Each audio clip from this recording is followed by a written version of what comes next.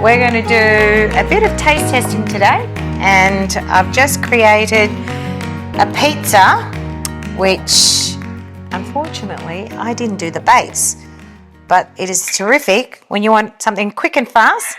This one's got salami, olives, and I didn't have mozzarella, so we're using a lovely Maggie Beer tasty cheese. And I'm going to get Cliff to come and do a bit of a taste testing, and he's going to try each of these. So this is my extra hot. It's got a lovely peppercorn Sichuan finish. And this one here is my original, which I actually created this, I don't know, many years ago. So these are all my original old recipes, and I've tweaked it just for the pleasure of everybody else. So this is the original. It's got a lovely umami because of the anchovies and the fish sauce, but you can't smell it. And this is my vegan, which is pretty much soy base. And for those who don't like anything that's fishy, that's perfect, or even this one. But if you want it extra hot, I'm an extra hot girl, so I like that. So, Cliff, I'm going to get you to come and try this. I'm going to cut this up. All okay. Right. So Cliff, you're going to try. Now, I don't know what your preference is or your heat level. Well, I remember the other day when I was here. Yeah. And I did try the I think you tried the extra hot, actually. Yeah, I did. You did. Yeah. So let's try. I'm curious to try your first one a bit. Okay, the original. I've tried a little bit at home, but I just So what I'm curious to do, what on pizza do you just put a little bit on the top of the pizza? Yeah. So now I've made this. So you can use it as a condiment. So you can just drizzle it on. As you can see, I've sort of got a lot of it on the outside. Okay. We just drizzle a bit on top. Yep. So you can try it, but I could also cook with it as well. So if I was doing like a pasta dish, if you want to put this on before, you can as well, and it would just gives you a really lovely smokiness and a umami taste to it. Now try that. Oh, moment of truth. Let's see what Cliff thinks. Look at this, everyone. Go, Cliff. Now, this may be a little bit, it's got a bit of a kick to it. Does it have that umami flavour that it's described? Actually, it goes really well with pizzas. I would never have thought of having that on top of pizzas. Oh. That's a great idea. And it does uplift the flavour a bit, doesn't it? Oh, absolutely. So, for instance, if you've got someone who makes a pizza that's pretty bland, there's some people who are not into really strong pizzas. Absolutely. You could take this and put it on, and so you could share the pizza. Absolutely. But you put it on your slices, and oh my God, this is fantastic. Yeah, so you can make a whole pizza and just do one side yours with chili and the other side not. But you can see the saltiness in the salami, and there is a bit of element of saltiness that's in the... Just based on that. In the original. The umami, what's happening? Umami, yep. Which just means yummy. Oh, that's really nice. Oh, I have to say, everyone who's watching this, this is brilliant. Oh, fantastic. This now leads me to ask you some questions. How did this all start? Well, where did this all come from? I used to make the recipe that I have for this from such a long time ago, growing up in a family that just loved foods, and of course my background being Vietnamese. But the thing is, what makes it extra special is because I've sort of tweaked it. I know everyone says, oh, you can't make, like a pho soup and you need to Australianize it. But for me, food has its own flavours and tastes. Mm-hmm. But when you add something that, even though it's got a bit of heat, it's got flavour in it. Yeah. So you don't just end up with that heat. And as you can stand here now, you can tell that flavour doesn't linger, but also you don't end up having that heat where you're just standing there and go, oh my God, my mouth is blowing up. Exactly, yeah. So I've tweaked this. So I've made this because of the fact that I've made it for my family, especially my mum. Yep. You know, growing up with 4 kids in the family and coming here, we came here after the war. So my mother loves Vietnamese foods. Yeah, obviously. But in her view, I've got 2 brothers. I can't feed the boys Vietnamese food because it doesn't give them the nutrition. That's what she thinks back then. So I always have to do an Australian dish and a Vietnamese. Oh, wow. Yeah, every time when I cook. But this in particular, like on a Saturday and a Sunday in the wintry day, I would make bún bò Huế, which is a Vietnamese traditional a soup. So Yep. it's a beef, sort of, it's got pork in it as well. And I make this a much sort of different kind of level. It doesn't have anchovies. It does have some fish sauce in it.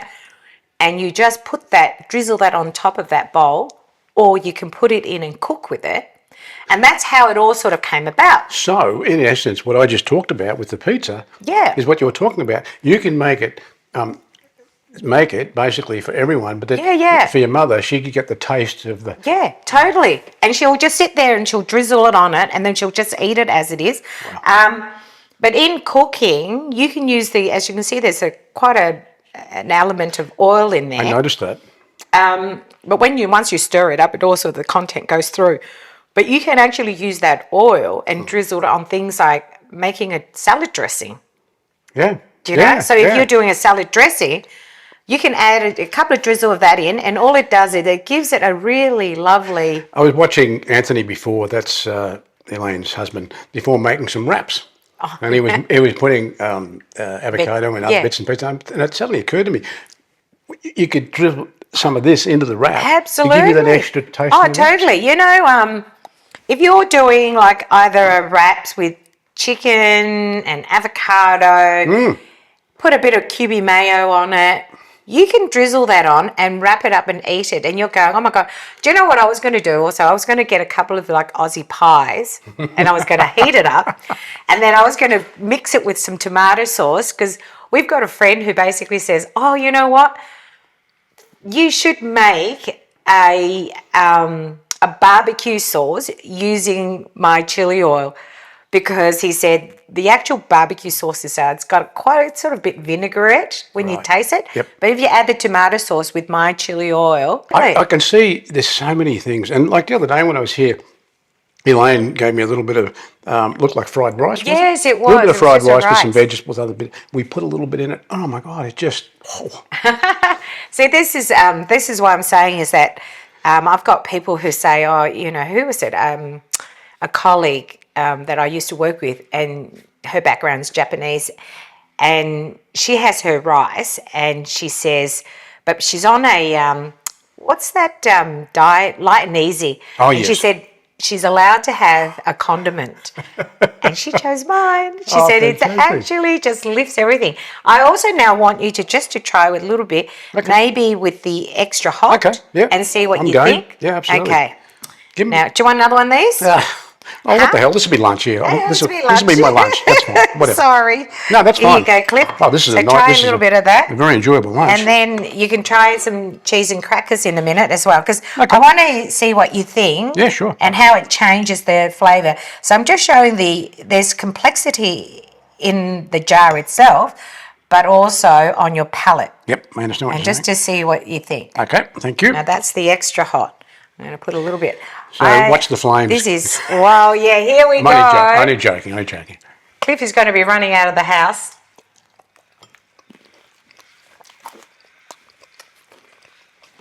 And that has a peppercorn Sichuan finish. It has got a level of heat. Well, for starters, it's interesting.